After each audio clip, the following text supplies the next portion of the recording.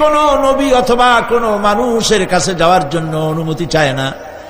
আজ আপনার কাছে অনুমতি ভিক্ষা চায় কাছে আসার জন্য। ওই ফেরেশতার নাম হচ্ছে মালাকুল মউত। হযরতে মালাকুল মউত বলেন, ইয়া রাসূলুল্লাহ, এই পৃথিবীতে আদম আলাইহিস সালাম থেকে নিয়ে পর্যন্ত কোন মানুষের জান কবজের জন্য আমার অনুমতি চাওয়া লাগে নাই, আর কোনদিন লাগবে না।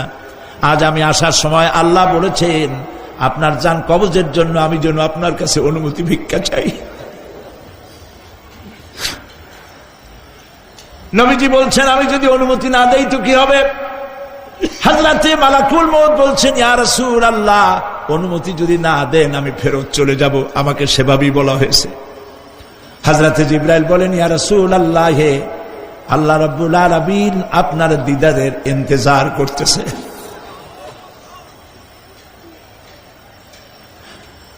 নবীজি বলছেন, মালাকুল মউত, তুমি জান কবজের কাজ শুরু করো। মালাকুল মউত যখন কাছে এসেছে, রাসূল জিজ্ঞেস করলেন, আয়েশা, ঘরে যে কয়েক টুকরা স্বর্ণ ছিল সেগুলোর কি অবস্থা? ছোট ছোট 6 টুকরা স্বর্ণ ছিল। হযরত আয়েশা বলছেন, হুজুর আমি এগুলো রেখে দিছি।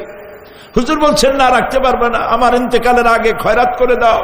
মুহাম্মদ সাল্লাল্লাহু আলাইহি ওয়াসাল্লাম আল্লাহর কাছে অবস্থায় উঠবে না যে তার ঘরের ভিতরে সোনা ছিল। দিয়ে দাও, খয়রাত করে দিয়ে দাও। হযরতে মালাকুল মউত রাসূলের জান কবজ শুরু করে দিলেন। রাসূলুল্লাহ জীবনের শেষ কথা বললেন, আসসালাত আসসালাত ওয়া মা মালাকাত আইমানুকুম। আমার উম্মতেরা বিদায় লগ্নে বলে গেলাম, নামাজ নামাজ নামাজ ছেড়ে দিও না।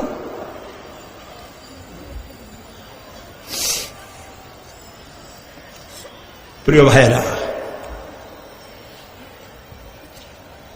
নবী করিম সাল্লাল্লাহু আলাইহি ওয়াসাল্লাম জীবনের শেষ কথা বলে গেছেন নামাজ।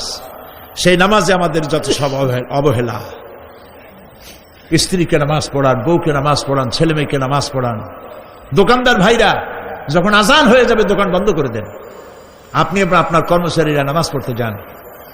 যতটুকু সময় নামাজ পড়তে গেছে এই সময় বিক্রি করলে যা লাভ হইতো এরপরে বিক্রি করলে আল্লাহ 10 গুণ বেশি বরকত দিতে পারেন। পারেন কিনা? পারেন কিনা? পারেন। আল্লাহর বিশ্বাস করেন, আল্লাহ আপনার বরকত দিবে। আপনার কর্মচারী, দোকানদারে, বাড়ি ঘরে স্ত্রী পুত্র পরিজন যারা আছে সবাইকে নামাজি বানান। নামাজি বানাবার জন্য চেষ্টা করেন।